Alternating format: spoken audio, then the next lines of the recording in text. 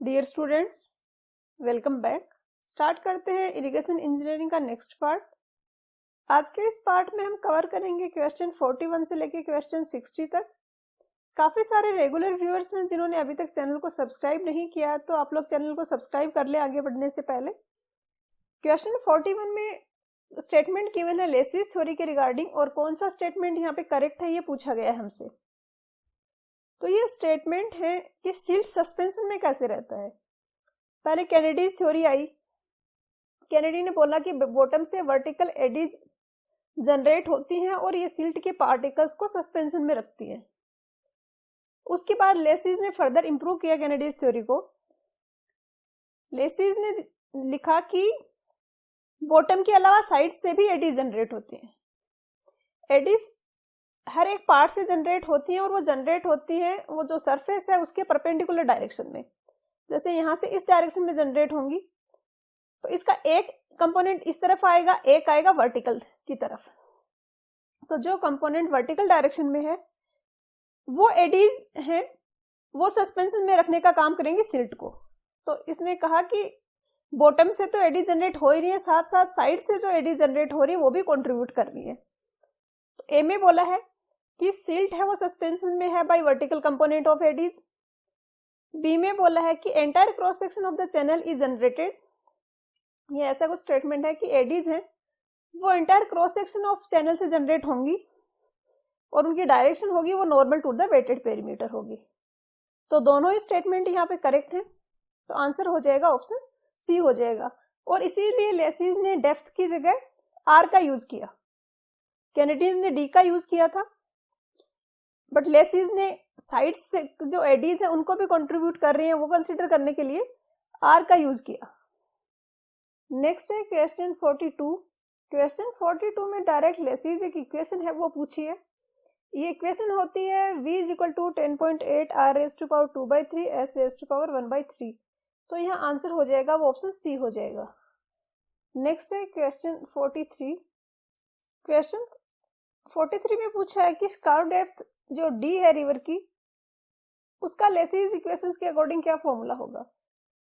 तो अगर कोई वाइड चैनल है, वाइड रेक्टेंगुलर या ट्रेपेजोइडल वाइड चैनल है, तो उसके लिए डेप्थ ऑफ फ्लो और हार्डलिक मीन डेप्थ सेम होगा, क्योंकि आर का फॉर्मूला होगा। अगर रेक्टेंगुलर का हम केस लें तो आर होगा A by P B into D upon B plus 2d। तो b के कंपेरेटिवली 2d काफी स्मॉल होगा तो हम इसको इग्नोर कर सकते हैं, तो ये आ जाएगा d डेप्थ ऑफ फ्लो। तो इसने यहाँ पे पूछा है डेप्थ ऑफ फ्लो, तो हम आर कैलकुलेट का जो फॉर्मूला है लेसिस इक्वेशन के अकॉर्डिंग वही डेप्थ ऑफ फ्लो होगा, वो हम कैलकुलेट करेंगे। चाहे तो आप ये डायरेक्टली याद रख सकते हो, इसका आंसर जो है वो ऑप्शन सी है। चाहे तो आप इसको डिराइव कर सकते हो, बट डिराइव करने में भी आपको ये जो फैक्टर यहाँ पे आ रहा है वो आपको डायरेक्टली याद कर रखना पड़ेगा, क्योंकि ये आप कैलकुलेट नहीं कर पाओगे, कॉम्प्लिकेटेड सा एक्सप्रेशन आएगा। और जो डी में जो आंसर गिवन है वो भी सेम है, तो दोनों ही पॉसिबल है। आंसर की में दिया है वो ऑप्शन सी दिया है। ये डिराइव हम कैसे कर सकते हैं लेसिस इक्वेशन से, ये एक बार मैं बता देती हूँ। लेसिस जो इक्वेशन है उसमें इक्वेशन है एक AF square is equal to 140 v raise to power 5। इस इक्वेशन को हम बोथ साइड्स v से मल्टीप्लाई कर देते हैं, तो इधर VA आ गया जिसको हम Q लिख सकते हैं, और ये v रेज टू पावर 5 था, ये बन गया v रेज टू पावर 6। यहां से हमने v कैलकुलेट कर लिया Q और F की टर्म में, क्योंकि जो हमसे पूछा है ये Q और F की टर्म में पूछा है। तो v इज इक्वल टू आ गया QF square upon 140 raise to power 1/6, क्योंकि v की पावर थी 6 थी तो 1/6 हो जाएगा। यहाँ पे फिर दोनों साइड हमने स्क्वायर कर दिया, तो v square is equal to आ गया QF square upon 140 raise to power 1/3। दूसरा रिलेशन हमें ये पता है, ये भी लेसिस इक्वेशन है, v is equal to 2/5 into F R का रूट। इसको भी हम बोथ साइड स्क्वायर कर देते हैं और फिर ये वाली जो इक्वेशन है इसके इक्वेट कर देंगे। तो v स्क्वायर आ गया 2/5 एफ स्क्वायर, सॉरी स्क्वायर नहीं आएगा, f इंटू आर। इसको हम इक्वेट कर देते हैं इस इक्वेशन के, QF square upon 140 raise to power 1/3। इसको जब आप सोल्व करोगे तो v is equal to sorry r is equal to आ जाएगा जो हार्डलिक रेडियस है, जो कि मीन डेप्थ भी होगा, स्काउट डेप्थ भी होगा, ये होगा 0.47 into Q upon F raise to power 1/3। तो अगर आपको याद रखना डिफिकल्ट लगे तो इस तरीके से आप डिराइव कर सकते हो। यहाँ पे तो ये कोफिशिएंट आ रहा है, इसका कोई इश्यू नहीं है क्योंकि सब में वैल्यू सेम ही है। तो अगर आप Q upon F raise to power 1/3 calculate कर पा रहे हो तो फिर आप मैच करा लोगे आंसर। तो आंसर ऑप्शन सी डी दोनों ही हो सकते हैं। नेक्स्ट है क्वेश्चन 44 में पूछा है कि कहीं पे सिल्टिंग हो रहा है, उसका क्या रीजन है। तो ये एक चीज आपको क्लियर होनी चाहिए कि एक तो होता है सिल्टिंग, एक होता है स्कोरिंग। सिल्टिंग में क्या होता है, जो वाटर फ्लो हो रहा है कैनाल में वो अपने साथ कुछ सिल्ट कैरी कर रहा है।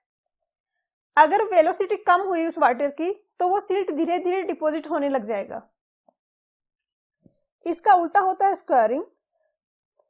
अगर वेलोसिटी ज्यादा हुई तो धीरे धीरे जो सरफेस है उससे इरोजन स्टार्ट हो जाएगा। जैसे कि यहाँ से कैनाल फ्लो हो रही है तो ये वाला एरिया है, यहाँ पे इरोजन स्टार्ट होके वो एक्स्ट्रा सिल्ट है वो वाटर में, जो फ्लोइंग वाटर है उसमें ऐड हो जाएगा। तो दो कंडीशंस बनती हैं ये। स्क्वायरिंग कब होता है, जब वेलोसिटी ज्यादा हो। वेलोसिटी ज्यादा कब होगी, जब स्लोप ज्यादा होगा। एक तो आपने फॉर एग्जांपल ये कैनाल ली है, कैनाल, या फिर आप सिंपल भी कोई भी एग्जांपल ले सकते हो, जैसे यहाँ पे एक ब्लॉक रखा हुआ है। दूसरा मैंने ऐसे स्लोप लिया, यहाँ पे एक ब्लॉक रखा हुआ है। कौन ज्यादा स्पीड से जाएगा, ये वाला। इसलिए जाएगा कि इसमें ग्रेविटेशनल फोर्स लग रहा है। ग्रेविटेशनल फोर्स का जो इस डायरेक्शन में कंपोनेंट आ रहा है वो बड़ा होगा, ये होगा, इसकी वेलोसिटी कम होगी। तो सिल्टिंग तब होगा जब स्लोप कम है, तो वेलोसिटी कम हो जाएगी तो सिल्टिंग स्टार्ट हो जाएगी।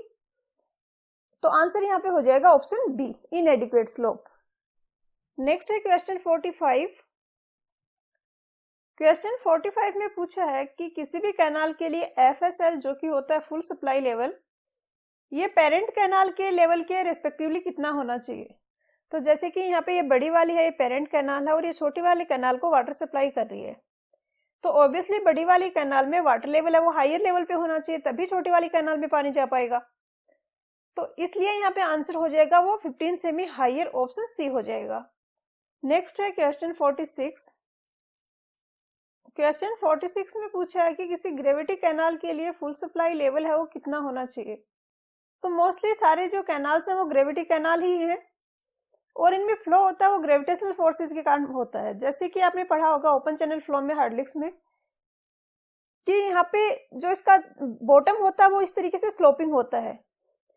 तो जो ग्रेविटेशनल फोर्स है उसका एक कंपोनेंट इस डायरेक्शन में आएगा और उस कंपोनेंट के कारण ही यहाँ फ्लो पॉसिबल हो पाता है। तो ये होगा, ये हायर होगा ग्राउंड लेवल से, तभी फ्लो की डायरेक्शन में जाते जाते वो धीरे धीरे डिक्रीज होगा। जो ग्राउंड लेवल के ऊपर हाइट है फ्लो की, फुल सप्लाई लेवल की। और इस टाइप से होता है कुछ चैनल का सेक्शन, जैसे कि ये फुल सप्लाई लेवल है, ये ग्राउंड लेवल है, यहाँ पे दोनों साइड बैंक्स बनाए जाते हैं और ये सारा पार्ट है ये कटिंग वाला है। तो ये बैंक्स बनाए हुए हैं और ये ग्राउंड लेवल है और एफएसएल लेवल है वो ग्राउंड लेवल से ऊपर होता है इस तरीके से। और ये ऊपर के दो ऑप्शन है यहाँ पे सी और डी। तो 4 to 5 मीटर्स तक ऊपर नहीं होता है, ऐसा नहीं है कि ग्राउंड लेवल यहाँ पे तो हम 4 to 5 मीटर्स तक ऊपर रखेंगे इसको। अगर ज्यादा डेप्थ रखनी है तो हम डिगिंग करके यहाँ पे बढ़ा सकते हैं, बट अगर 4 to 5 मीटर तक ऊपर आप रख रहे हो तो ये बैंक्स डिजाइन करना बहुत मुश्किल हो जाएगा क्योंकि इनकी स्टेबिलिटी भी बहुत क्रिटिकल हो जाएगी। तो आंसर यहाँ पे ऑप्शन डी होगा कि फ्यू सेंटीमीटर अबव रखा जाता है ग्राउंड लेवल से। नेक्स्ट है क्वेश्चन 47। क्वेश्चन 47 में कुछ स्टेटमेंट गिवन है और पिक करना है हमें करेक्ट स्टेटमेंट को। पहला स्टेटमेंट है कि फुल सप्लाई लेवल जो एफएसएल होता है कैनाल का वो ग्राउंड लेवल से ऊपर होना चाहिए। तो पिछले क्वेश्चंस में हमने देखा कि ये ग्राउंड लेवल से ऊपर होता है। बी में गिवन है कि लेसिस रिजाइम कंडीशंस होती हैं, उसके अकॉर्डिंग कोई गिवन डिस्चार्ज और गिवन सिल्ट फैक्टर है तो उसके कॉरस्पॉन्डिंग एक पर्टिकुलर स्लोप होना चाहिए। कहने का मतलब है कि लेसिस इक्वेशन में एक इक्वेशन था इसमें जिसमें एस, क्यू और एफ की टर्म में था। तो अगर क्यू और एफ कांस्टेंट है तो फिर एस भी उसके पर्टिकुलर एक यूनिक कांस्टेंट वैल्यू होगी। ये इक्वेशन होती है एस, एफ और क्यू में। नेक्स्ट स्टेटमेंट भी इसी पे बेस्ड है। इसमें बोला है कि ग्राउंड स्लोप अगर कम है रिक्वायर्ड बेड स्लोप से तो सिल्ट फैक्टर है उसको रिड्यूस करना होगा। अगर S कम है तो फिर F की वैल्यू भी कम होनी चाहिए अगर Q कांस्टेंट है तो। बट आगे जो लिखा है उसमें थोड़ा सा मुझे मिस्टेक लग रही है। Reduced by permitting the entry of coarse silt. F जो होता है ये होता है 1.76 रूट एम। एम यहाँ पे सिल्ट का पार्टिकल साइज है। अगर हम कोर्स सिल्ट को अलाउ कर रहे हैं तो एम की वैल्यू बढ़ेगी और एफ की वैल्यू भी बढ़ेगी, जबकि स्टेटमेंट में यहाँ पे इसने बोला है कि हमें एफ की वैल्यू को रिड्यूस करना होगा। आई थिंक यहाँ पे ऐसा होना चाहिए बाय नॉट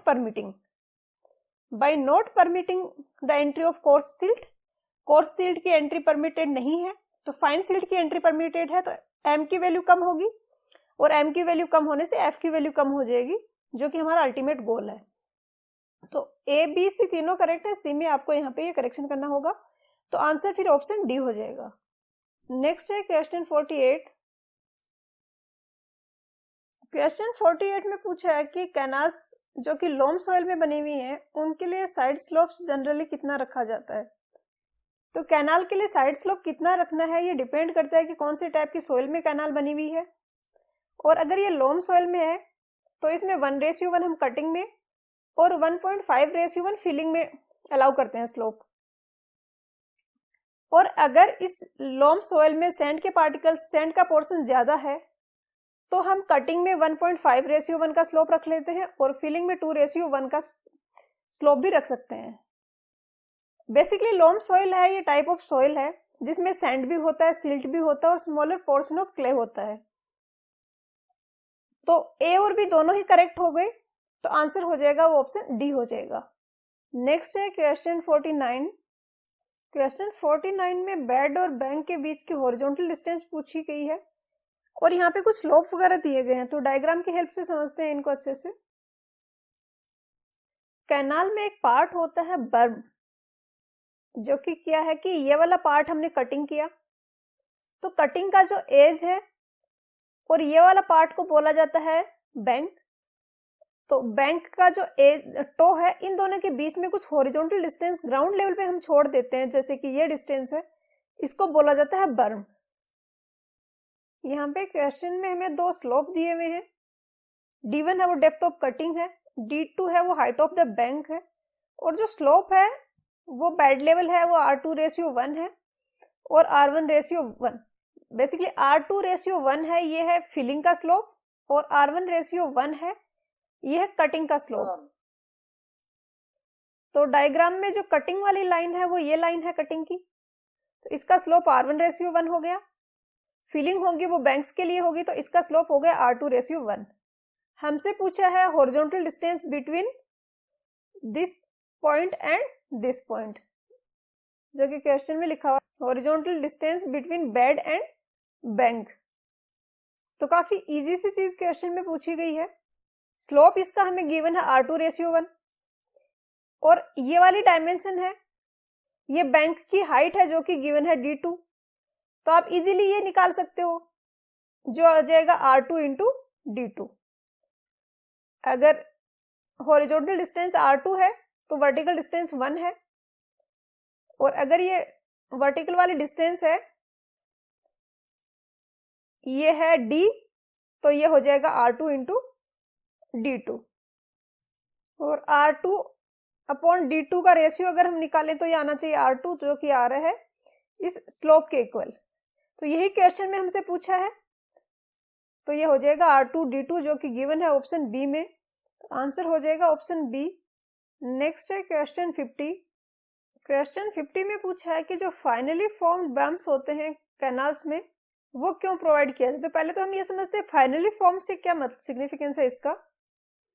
इस वाले पोर्शन को हम बम बोल रहे थे, ये इसके बाद धीरे धीरे क्या होता है कि यहाँ पे सिल्ट डिपॉजिट होने लग जाता है, और सिल्ट डिपॉजिट होते होते ये इस तरीके से सिल्ट डिपॉजिट होता है, और ये बम है ये चेंज हो जाते हैं जो इनिशियल थे उससे, और सिल्ट डिपोजिशन के बाद में फाइनल जो बम फॉर्म होगा वो कुछ इस तरीके से होगा। इनिशियली था ये वाला और सिल्ट डिपॉजिट हो गया, फाइनली हो गया ये वाला, ये यहाँ तक ऊपर तक पहुंच गया।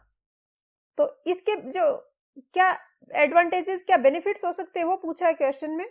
तो ये सारे ही एडवांटेजेस होते हैं इसके। एक तो जो बैंक्स हैं उनको इरोजन से प्रोटेक्ट करता है, जैसा कि हमने देखा ये बैंक था तो इसके पास में इस तरीके से बैम वाला पार्ट था, तो इरोजन से प्रोटेक्ट करेगा। सीपेज लॉसेस को भी कंट्रोल करेगा, क्योंकि सिल्ट है इसकी परमेबिलिटी काफी कम होती है, तो ये सीपेज लॉसेस को डिक्रीज करेगी। और जो बैंक्स हैं उनको स्ट्रेंथ देगा। तो सारे स्टेटमेंट करेक्ट हैं, तो आंसर हो जाएगा option D, all of the above. Next है क्वेश्चन 51। क्वेश्चन 51 में पूछा है कि जो टॉप ऑफ द बैंक है और जो फुल सप्लाई लेवल है उनके बीच में जो डिफरेंस होता है, लेवल डिफरेंस, उसको क्या कहते हैं? तो ये होता है फ्री बोर्ड। जैसे कि ये कैनाल है और अगर ये जो लाइन मैंने मार्क की हुई है, अगर फुल सप्लाई लेवल है FSL और ये है टॉप ऑफ द बैंक, तो इनके बीच की जो डिस्टेंस होती है इसको बोला जाता है फ्री बोर्ड, जो कि यहाँ पे क्वेश्चन में गिवन ऑप्शन बी में, तो आंसर हो जाएगा ऑप्शन बी। नेक्स्ट है क्वेश्चन 52। क्वेश्चन 52 में पूछा है कि सैचुरेशन लाइन एक ऐसी लाइन होती है जहां तक जो बैंक है वो सैचुरेटेड होते हैं, मतलब ऐसी कोई लाइन है तो इसके नीचे बैंक है वो सैचुरेटेड होगा, ऊपर है वो सैचुरेटेड नहीं होगा, अगर कैनाल में कुछ टाइम तक वाटर का फ्लो हो रहा है तो क्वेश्चन में पूछा है कि सैचुरेशन ग्रेडियंट जो होता है लोम सॉइल में, एक काइंड ऑफ सॉइल है लोम सॉइल, तो वो जनरली कितना होता है? तो ये होता है 4:1, तो आंसर होगा ऑप्शन सी। एक बार डायग्राम देख लेते हैं सैचुरेशन लाइन का। तो ये अगर बैंक है कैनाल का, तो ये वाली जो लाइन है ये सैचुरेशन लाइन है और इसका स्लोप है 1 वर्टिकल टू 4 हॉरिजॉन्टल। क्वेश्चन 53 में पूछा है कि काउंटर बर्म है, ये क्या है? तो जैसा कि क्वेश्चन 52 में हमने डिस्कस किया सैचुरेशन लाइन का, ये भी उसी से रिलेटेड है। पिछले क्वेश्चन में हमने डिस्कस किया था कि सैचुरेशन लाइन जो है वो स्लोप को कट नहीं करनी चाहिए। अगर कहीं पे ऐसी सिचुएशन बन रही है कि वो स्लोप को कट कर रही है, तो इस सिचुएशन को हमें अवॉइड करना होता है। इसके दो तरीके हो सकते हैं, जैसे कि सैचुरेशन लाइन जा रही है इस तरीके से और ये यहाँ पे कट कर रही है, तो इसका एक तरीका तो ये हो सकता है कि स्लोप को हम फ्लैट कर दें, तो बाद में ये लाइन जो होगी ये यहाँ पे बेस पे ही कहीं कट करेगी। दूसरा हो सकता है कि हम जैसे इधर की साइड हमने बर्म प्रोवाइड करवाया था स्लोप के अलोंग, उसी तरीके से दूसरी साइड भी एक बर्म प्रोवाइड करवा दें जिसको बोला जाता है काउंटर बर्म, जो कि कुछ इस तरीके से होगा। और अगर ये नहीं प्रोवाइड किया होता तो ये यहाँ पे कट कर रही होती सैचुरेशन लाइन, इसको अवॉइड करने के लिए इस तरीके से हमने यहाँ पे काउंटर बर्म प्रोवाइड करवा दिया। तो ये हॉरिजॉन्टल बेंचिंग होता है इसमें, और ये आउटसाइड में प्रोवाइड किया जाता है, क्योंकि इधर कैनाल है तो जो फ्लो होगा सीपेज का वो इस तरीके से होगा, सैचुरेशन लाइन है वो इस तरीके से जाएगी। और ये यहाँ पे गिवन है ऑप्शन सी में, ए horizontal benching provided. Horizontal benching मतलब हॉरिजॉन्टल है उसकी top surface on the outside slope, तो आंसर हो जाएगा ऑप्शन बी। नेक्स्ट है क्वेश्चन 54। क्वेश्चन 54 में कुछ स्टेटमेंट गिवन है और इनमें से पिक करना है करेक्ट स्टेटमेंट है जो उसको। तो इससे पहले कुछ इंपॉर्टेंट पॉइंट्स हैं जो आपको पता होना चाहिए, जैसे कि ये कोई कैनाल है तो इसके हम दोनों तरफ इस तरीके से हमने पढ़ा अभी तक कि बैंक प्रोवाइड करवाते हैं, लेकिन अगर कोई मेजर कैनाल है तो हमें उसके साथ में रोड भी प्रोवाइड करवाना होता है, जो कि इंस्पेक्शन के लिए यूज होता है। अब चाहे तो हम दोनों साइड भी रोड प्रोवाइड करवा देते हैं, इस बैंक पे भी करवा दी, इस बैंक पे भी रोड प्रोवाइड करवा दी, या फिर हम एक ही साइड पे रोड प्रोवाइड करवाएं। तो कोई सी भी कंडीशन हो, जो हम इंस्पेक्शन के लिए रोड यूज करेंगे वो लेफ्ट साइड की करेंगे। अगर दोनों साइड में हमने प्रोवाइड की है तो लेफ्ट साइड का जो रोड है उसको हम इंस्पेक्शन के लिए यूज करेंगे, राइट साइड की रोड है उसको मटेरियल ट्रांसपोर्टेशन वगैरह के लिए यूज करेंगे। और कहीं पे अगर एक ही साइड बनानी है तो उसको फिर हमेशा लेफ्ट साइड में बनाई जाएगी। और इसका लॉजिकल रीजन भी है, इंडिया में जो भी कैनाल्स हैं वो फ्लो होती है नॉर्थ से साउथ की तरफ, क्योंकि जो रिवर्स हैं वो सारी हिमालय रीजन से निकलती है मोस्टली, जो कि नॉर्थ में है। तो वहां पे कहीं डैम बना होगा, उससे जो कैनाल्स फ्लो होंगी वो मोस्टली नॉर्थ से साउथ की तरफ इस तरीके से फ्लो होंगी। ईस्ट इधर होगा, वेस्ट इधर होगा। सनराइज होगा तो सन की पोजीशन ये होगी ईस्ट की तरफ। अब यहाँ पे इस साइड भी रोड बनी हुई है, इस साइड भी रोड बनी हुई है, हम इस डायरेक्शन में जा रहे हैं, तो एक तो फ्लो की डायरेक्शन के अकॉर्डिंग हम लेफ्ट और राइट डिसाइड करेंगे। तो फ्लो की डायरेक्शन ये है नॉर्थ टू साउथ, तो उसके बाद ये वाला हो जाएगा राइट, ये वाला हो जाएगा लेफ्ट। अब अगर यहाँ पे कोई व्हीकल में जा रहा है लेफ्ट वाली रोड पे, तो उसको देखना है इस डायरेक्शन में, क्योंकि कैनाल का इंस्पेक्शन करना है।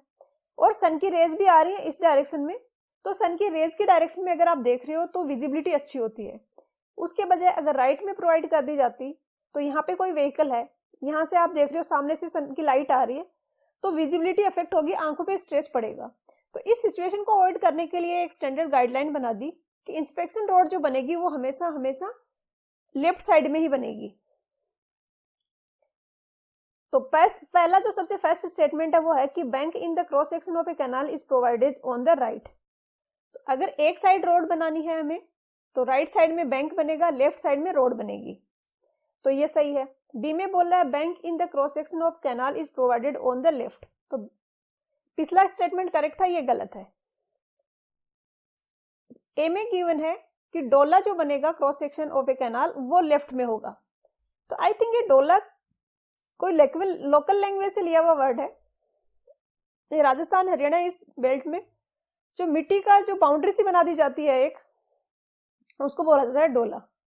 और इसका पर्पस ये है कि ये इंस्पेक्शन रोड को सेफ्टी प्रोवाइड करवाता है। तो जैसे ये कैनाल है, ये फुल सप्लाई लेवल है, ये इधर इंस्पेक्शन रोड है, इंस्पेक्शन रोड के साथ में इस तरीके से एक बैंक सा बनाया जाता है, इसको बोला जाता है डोला। तो इंस्पेक्शन रोड पे जो व्हीकल जा रहा है उसको ये सेफ्टी प्रोवाइड करवाता है। अगर यहाँ पे स्लिप हो तो इसका कैनाल में गिरने का खतरा नहीं है। ये जो बीच में आ रहा है एज रिटेनिंग वॉल डोला, ये इसको प्रोटेक्ट करेगा। तो सी भी करेक्ट है, जिस side inspection road left side है उसी साइड ये प्रोवाइड किया जाएगा। ए भी करेक्ट है, बी इनकरेक्ट है, तो आंसर हो जाएगा ऑप्शन बी। नेक्स्ट है क्वेश्चन 55। इसमें पूछा है मिनिमम 90 सेंटीमीटर फ्री बोर्ड कब प्रोवाइड करवाएंगे, डिस्चार्ज कितना होगा, तो हम 90 सेमी का मिनिमम फ्री बोर्ड प्रोवाइड करवाएंगे। तो इस क्वेश्चन में मुझे मिस्टेक लग रही है। दो तरीके से हम फ्री बोर्ड कैलकुलेट कर सकते हैं कैनाल के लिए। एक है आईएस कोड का जो मेथड, जो आईएस कोड का जो मेथड है, ये कोड 1973 का यहाँ पे गिवन है, बट नया वर्जन आया है इसका 2002 में, और उसमें भी सेम ही गिवन है कि मिनिमम फ्री बोर्ड है वो 0.5 मीटर होगा, अगर डिस्चार्ज है वो 10 से लेस है, अगर डिस्चार्ज है वो 10 से ग्रेटर है, इस केस में मिनिमम फ्री बोर्ड होगा वो 0.75 मीटर होगा। इसके अलावा दूसरा ये यूएसबीआर का मेथड है, यूएस की कोई एजेंसी है, उसका फॉर्मूला है। इसने दिया कि 0.6 से अगर कम है या 0.6 है तो ये फॉर्मूला इसके अकॉर्डिंग होगा, और 85 से ज्यादा है तो इस फॉर्मूले के अकॉर्डिंग होगा। तो इनसे भी जो आंसर गिवन है वहां पे बुक में उसके अकॉर्डिंग कुछ भी मैच नहीं कर रहा है। इसके नीचे एक टेबल भी गिवन है, टेबल में ये गिवन है कि डिस्चार्ज की वैल्यू ये है तो फ्री बोर्ड है वो इतना होगा। क्वेश्चन में हमसे पूछा 90 सेंटीमीटर वाले इस वाले के लिए, तो इसके लिए डिस्चार्ज की वैल्यू होती है वो 30 to 150 होती है, जबकि क्वेश्चन में ऐसा कोई भी ऑप्शन नहीं गिवन है। क्वेश्चन में यहाँ पे जो आंसर की में आंसर गिवन है वो ऑप्शन सी है, बट जो एग्जैक्टली है 30 मीटर क्यूब पर सेकंड से 150 मीटर क्यूब पर सेकंड, वो तो यहाँ पे आंसर्स में है ही नहीं कहीं ऑप्शंस में। अगर ग्रेटर देन 30 मीटर क्यूब पर सेकंड होता तो भी हम उसको सही कर सकते थे, बट वो भी यहाँ पे नहीं है, नन ऑफ दीज का ऑप्शन भी नहीं है। तो ये क्वेश्चन में कुछ मिस्टेक है यहाँ पे। अगर ये 30 की जगह आप 60 की जगह 30 कर लो तो फिर ऑप्शन सी करेक्ट हो सकता है। नेक्स्ट है क्वेश्चन 56। क्वेश्चन 56 में भी मिस्टेक है। इसमें पूछा है विड्थ अगर तो होती है वो तो 30 to 60 सेंटीमीटर होती है डोला की, और हाइट रोड लेवल से अब वो जो इंस्पेक्शन रोड थी उससे कितनी हाइट होनी चाहिए इसकी, तो ये 50 सेंटीमीटर गिवन है। और ये भी बुक में भी गिवन है, जो के आर अरोड़ा की बुक है उसमें गिवन है, ये पेज नंबर 779 पे। उसके अलावा सेम है, ये कोड में भी गिवन है, कोड से ही लिया है बुक में। ये IS 7112 जो कि डिजाइन कोड है अनलाइंड कैनाल के लिए, 2002 का जो वर्जन है उसमें गिवन है कि 0.5 मीटर होना चाहिए। यहाँ पे जो आंसर दिया वो 30 सेंटीमीटर दिया है। और इसके अलावा अगर हम देखें कि अगर लाइन के लिए है तो लाइन के लिए जो कोड है इसका, उसमें ऐसे कुछ डिफाइंड नहीं है कि इतना होना चाहिए एग्जैक्टली। ये कोड है IS 10430-2000। तो इस कोड में है लाइन कैनाल के बारे में दिया हुआ है, बट वहां पे भी इसका वहां पे क्लोज दिया हुआ है एक डोला का, बट वो नहीं दिया हुआ कि कितनी हाइट होनी चाहिए। मेन से सिर्फ अनलाइन के लिए किया हुआ जो कि 50 सेंटीमीटर है, तो 30 सेंटीमीटर की जगह यहाँ पे 50 सेंटीमीटर होना चाहिए। नेक्स्ट है क्वेश्चन 57। क्वेश्चन 57 में पूछा है कि बोरोपिट्स हैं वो कहाँ पे प्रेफरेबली लोकेटेड होने चाहिए। कभी कभी कैनाल के कंस्ट्रक्शन में कटिंग से हमें जितनी मिट्टी मिल पा रही है, फिलिंग में जितनी मिट्टी चाहिए वो फुलफिल नहीं हो पाती फिलिंग की रिक्वायरमेंट कटिंग वाले से, तो इस केस में हमें एक्स्ट्रा कहीं से मिट्टी खोदनी पड़ती है। इसके लिए एक तो हम ये कर सकते हैं कि जैसे ये कैनाल है तो आसपास के एरिया में इधर कहीं पे हम डग करके मिट्टी वहां से हम ले लें, या फिर काफी बार कैनाल का जो बॉटम होता है वहां पे भी मिट्टी निकाली जा सकती है, इनको बोरोपिट्स बोला जाता है।